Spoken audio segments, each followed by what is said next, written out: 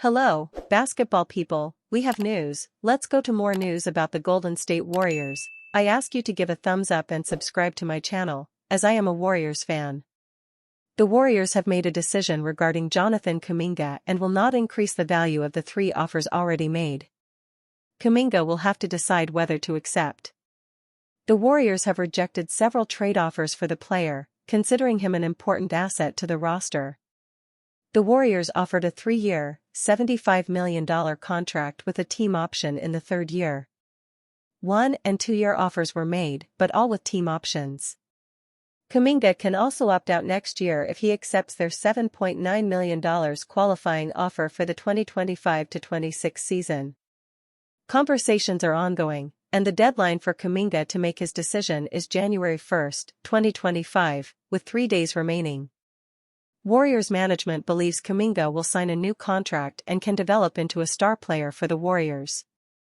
The Golden State Warriors won't be coming to the table with a new offer for restricted free agent Jonathan Kuminga, that despite the looming deadline of the 1-year, $7.9 million qualifying offer on Wednesday.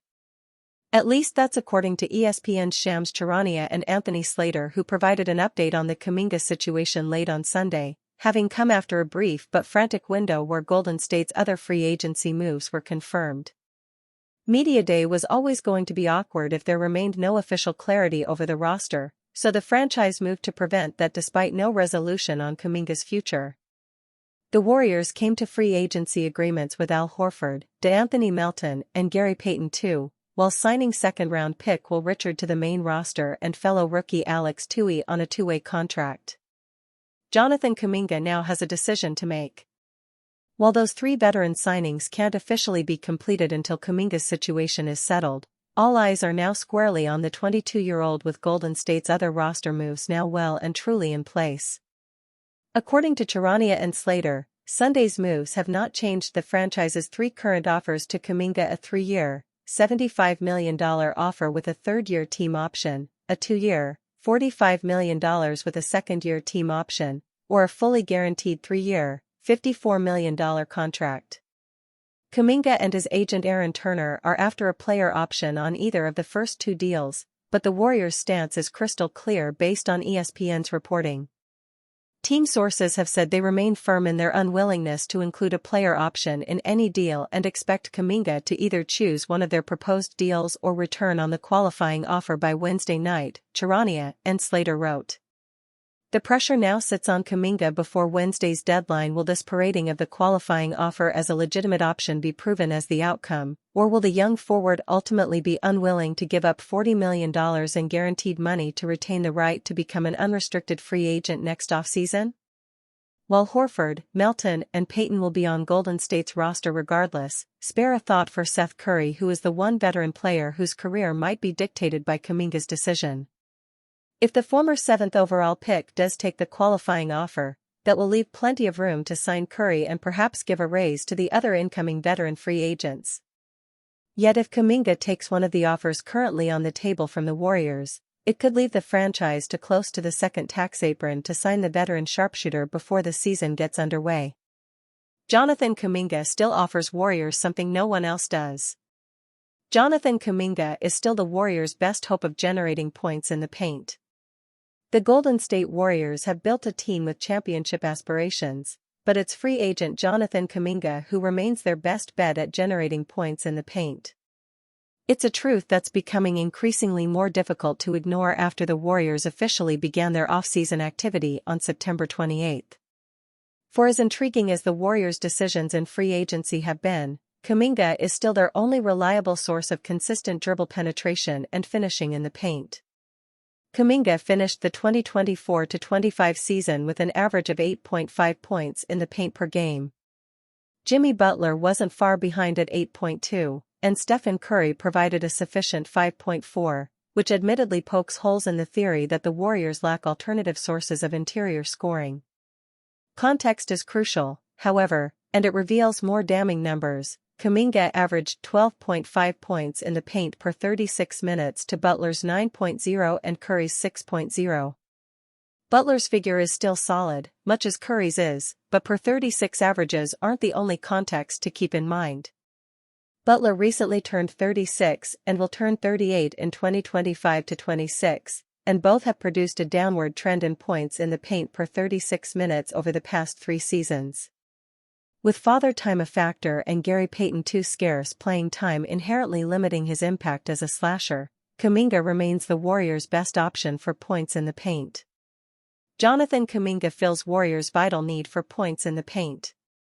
It's easy to argue that Golden State has long proven that jump-shooting teams can win championships.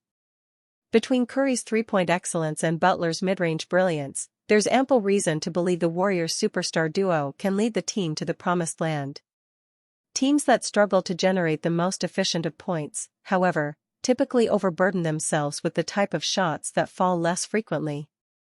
The counterpoint would be that Golden State ranked number 25 in the NBA in points in the paint when it won the 2022 championship, but that again lacks context. Kuminga ranked 6th among players who were active for at least 100 minutes and number 1 among perimeter players in points in the paint per 36 minutes during the 2022 NBA playoffs. Curry, Andrew Wiggins, and Jordan Poole, meanwhile, combined for 21.3 points in the paint per game, a reliable enough output to pace the Warriors' offense. In 2025-26, it's unclear if Golden State will be able to rely on any trio for that same level of consistency. Butler and Curry are two of the best postseason performers of all time, but time is exactly what's working against them. It's within the realm of possibility that their greatest value will be as mid-range and three-point shooters, with the tall task of consistently getting to the rim unrealistic for them to complete. Kuminga, meanwhile, is willing and able to make those plays on a consistent basis. His production is proof positive, with a ranking of number 9 in points in the paint per 36 minutes during the 2025 NBA playoffs showing once more how valuable he can be. Kuminga needs to work on other elements of his game, but the fact remains that the Warriors are devoid of other consistent options as far as creating points in the paint is concerned. Stephen Curry and Draymond Green reportedly confronted Warriors front office with concerns before double signing. The Golden State Warriors waited until the eve of training camp, but they finally got business done. Their rumored target, Al Horford, is signing a multi-year deal, while Gary Payton II and DeAnthony Melton also return. But was this the plan all along, or did they need a push? According to one source, Stephen Curry and Draymond Green had to intervene for the front office to start rolling. Sweepa, an analyst who covers the Denver Nuggets, got the scoop. He claimed, apparently Draymond and Steph are meeting with the ownership and with the front office here soon, and because they're just I think bewildered as the rest of the public is on why exactly number 1 this situation is taking so long but also number 2 are we all on the same page here, he said on Locked on NBA. Concerns were rising not just for the players, but also for Dub Nation. Jonathan Kuminga's complicated negotiations initially allowed the front office to have some patience. But with only 9 players days away from training camp, the environment wasn't ideal. Likewise, the Warriors recognized the urgency of the situation and made their moves. Finally, Stephen Curry and Green have an idea of what exactly they are working with. Horford, in particular, is a major addition. A champion with the Celtics, the veteran has evolved his game to expand beyond the arc. It's been years since the Bay had such versatility on its roster, which is equipped with great shooters. Don't underestimate Payton and Melton either. The latter may have appeared in just 6 games before a season-ending injury. But Melton amplified the Warriors' system, especially in minutes beside Stephen Curry. To have 3 veterans that fit Steve Kerr's profile is a big addition for the Warriors. However, does this mean they have given up on Jonathan Kuminga? Jonathan Kuminga and the Warriors remain at odds. The Warriors' stalemate with Kuminga has almost reached its apex. The budding forward has days away from the deadline to sign a qualifying offer. Additionally, since negotiations are still ongoing, JK won't even appear on media day as a Warriors player. So did the Warriors make a statement that they are ready to move on from Kuminga months after trying to reach a common point? The front office may be in such a state. They were waiting to sign their free agent targets in hopes that the JK dilemma would be past them. Or it's also possible that they were just willing to wait until training camp to understand their finances. Nonetheless, no signs point to their negotiations gaining a headway. It has troubled Stephen Curry and the core. But despite the discomfort, they all want Jonathan Kuminga to continue with the team. ESPN's Anthony Slater previously wrote, his star teammates Jimmy Butler and Draymond Green have reached out, checking on Kuminga, his plans, and his mindset. Draymond Green sees the explosive forward as his rookie, while many compare Butler's play style to the 22-year-old. The forward who arrived with the Warriors last season has praised Kuminga in the past. Hence, it was a surprise when he was the only absentee at Butler's mini-camp, which he recently hosted. So despite the stars trying to smooth things over, it doesn't seem like the situation has lightened up. The best bet is that Kuminga signs the qualifying offer, which comes with an inherent no-trade clause. That will allow the forward to become an unrestricted free agent next summer, breaking off the Warriors' shackles from his wrist. There is a $54 million extension that comes with a player option, something Kuminga insisted on. Yet, with just days remaining in the saga, it looks like JK is prioritizing his future elsewhere. Warriors finally signed 2025 second-round pick to deal. The Golden State Warriors are signing rookie Alex Tui to a two-way contract, reports Shams Charania for ESPN. Tui, a 6'7" forward out of Australia, played 2 years with the Sydney Kings prior to coming over to the NBA. Last season, he averaged 10.6 points, 4.0 rebounds, and 1.4 steals in 23 minutes per game. In 6 summer league games. Tui, the number 52 pick this summer, is the final player selected in the 2025 draft class to either be signed or to join a team overseas, after teammate Will Richard signed his deal with the Warriors earlier this evening. Golden State previously signed Jackson Rowe on a two-way deal, and they have extended a qualifying offer for Taran Armstrong as they look to finalize their roster outside of the ongoing stalemate with restricted free agent Jonathan Kuminga. Warriors announced signing of NBA champion guard Gary Payton II. After spending the first 3 months without signing any new players, the Golden State Warriors are finally making moves. After reportedly getting commitments from veterans like Al Horford and DeAnthony Melton, the Warriors are starting to make their moves official. On Monday, the Warriors officially announced that they are re-signing key guard Gary Payton II. The Golden State Warriors have re-signed free agent guard Gary Payton II, it was announced today. Per team policy, the terms of the agreement were not released, the team announced. Payton's impact in Golden State. Payton II, a 32-year-old guard, has spent each of the last 5 seasons with the Warriors, with the exception of a 15-game stint with the Portland Trail Blazers in between. Through 5 seasons in Golden State, Payton II has grown to be a fan favorite and was one of the team's most important players during their 2022 championship run. Last season with the Warriors, Payton II averaged 6.5 points, 3.0 rebounds, 1.3 assists, and 0.8 blocks through 15.0 minutes per game. While his numbers never jump off the page, Payton II is the ultimate role player on both ends of the floor and is vital for the Warriors' star-oriented system that needs a good supporting cast. This signing comes right in time for Monday's media day and the start of training camp on Tuesday, as the Warriors are desperately trying to fill out their roster in time to have a sustainable group of players for when they start practice. Restricted free agent Jonathan Kuminga has been holding up Golden State's offseason, as the Warriors have been trying to wait to sign new free agents until they figure out his contract.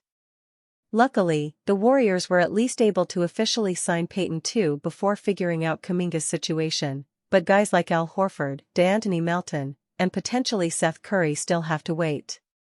The Warriors' official standard roster is now at 11 players after the signings of Payton II and rookie Will Richard, and it looks like they will be going into training camp without filling those final 4 spots. Kuminga's qualifying offer deadline is Wednesday night, so there should be a decision before then, but that means a few key players will miss the first day or 2 of training camp. Regardless, Payton II is a huge addition to the Warriors' 2025-26 roster and a much-needed signing to officially get him back in Golden State before training camp. Warriors' depth chart tells a troubling story after veterans sign. Despite the slow march of free agency, the Golden State Warriors remain trapped in limbo. Not because opportunities are scarce, but because Jonathan Kuminga's restricted free agency has stalled everything. His unresolved contract has frozen the team's flexibility.